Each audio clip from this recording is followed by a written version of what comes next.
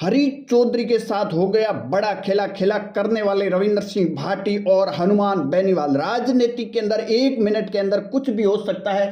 न तो जाति देखी जाती है, न कोई दोस्ती देखी जाती है, न दुश्मनी देखी जाती है। राजनीतिक ही एक ऐसी चीज है, 1 मिनट के अंदर बड़ा उलटफेर हो सकता है। अब देखिए, बात की जाए तो खासकर बाड़मेर की राजनीति के अंदर इन दिनों चर्चा का विषय बना हुआ है। जब हनुमान बेनीवाल बाड़मेर दौरे पर आए, उसके बाद में हनुमान बेनीवाल ने हरीश चौधरी के साथ बड़ा खेल है वो कर दिया और रविंद्र सिंह भाटी का भी इसमें साथ मिला।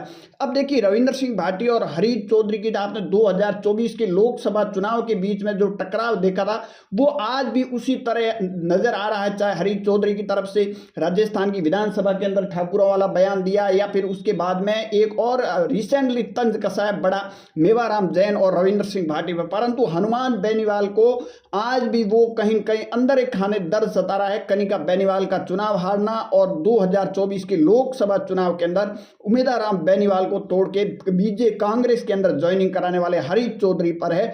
वो हनुमान बेनीवाल ने बदला लेने की अब बात कर दी है। अब हनुमान बेनीवाल और रविंद्र सिंह भाटी जिस तरह राजनीति करते हुए नजर आ रहे हैं, हरीश चौधरी के लिए ये मुश्किलें बढ़ाते हुए नजर आए। हरीश चौधरी ने 2024 के अंदर बायतू विधानसभा से उनको टक्कर देने वाले उम्मीदवार बेनीवाल को ही अपने पाले में लिया, परंतु हनुमान बेनीवाल को ये बात आज भी रास नहीं आ रही है और हनुमान बेनीवाल ने तो चुनौती भी दे डाली है। और अब हनुमान बेनीवाल और रविंद्र सिंह भाटी, क्योंकि राजनीति के अंदर कोई जाति नहीं देखा जाता है, जाति का नेता नहीं देखा जाता है और न दोस्ती देखी जाती है, न दुश्मनी देखी जाती। 1 मिनट के अंदर बड़ा कुछ है वो उलटफेर भी देखने को मिल जाता है। परंतु खासकर बाड़मेर की राजनीति आपने देखी होगी 2023 2024 के चुनावों के अंदर, लोकसभा चुनाव के अंदर जिस तरह नेता भाषा का प्रयोग करते थे, जातिवाद अपना सारी की सारी जो भाषा है वो यूज की थी, उसके बावजूद जिस तरह का चुनाव रहा, उसके बाद में हनुमान बेनीवाल का उपचुनाव के अंदर कनिका बेनीवाल चुनाव हारना, वो हनुमान बेनीवाल को आज भी रास नहीं आ रहा। वो कहीं कहीं हनुमान बेनीवाल सिर्फ हरीश चौधरी, ज्योति मिर्धा, गोविंद सिंह डोटासरा के ऊपर कहीं कहीं मलबा डालने की कोशिश करते हुए नजर आ रहे हैं। इन्हीं वजह से कि चुनाव हारा है। परंतु अब बाड़मेर की राजनीति के अंदर हनुमान बेनीवाल है, एक नई टीम है वो खड़ी कर रहे हैं। और बात की जाए तो हनुमान बेनीवाल के पार्टी के अध्यक्ष है वो थान सिंह डोली की भी चर्चा चल रही है। अब वो होंगे या नहीं होंगे इस पर तो कोई हम पुष्टि नहीं कर रहे, परंतु चर्चा चल रही है।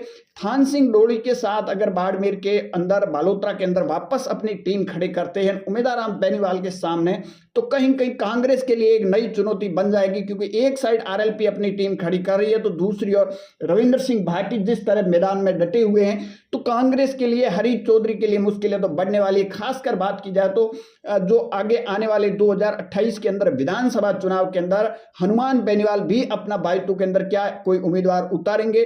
और अगर हनुमान, तो कहीं कहीं आज भी बाड़मेर के अंदर, बालोतरा के अंदर आरएलपी है वो नजर आ रही है। और दूसरी ओर कहीं कहीं जो मुश्किलें बढ़ाने के लिए रविंद्र सिंह भाटी भी भरपूर प्रयत्न कर रहे हैं। 2024 के लोकसभा चुनाव में क्या स्थिति बीजेपी की हुई वो देखी आपने होगी। परंतु हनुमान बेनीवाल ने जिस तरह बयान देते हैं और उनमें रविंद्र सिंह भाटी का अगर सहयोग मिलता है तो कहीं कहीं हरीश चौधरी के लिए और कांग्रेस के लिए एक नई मुसीबत है वो 2028 के चुनाव में, 2029 के चुनाव में आपको जरूर नजर आएगी। और इसको लेकर अब हरीश चौधरी की तरफ से तो कोई बयान नहीं आया, परंतु हनुमान बेनीवाल ने कई इस तरह के बाड़मेर दौरे के दौरान बयान दिए। आप सबकी इस पर क्या राय, कमेंट सेक्शन जरूर देना। ज्यादा जानकारी के लिए हमारे यूट्यूब चैनल को जरूर फॉलो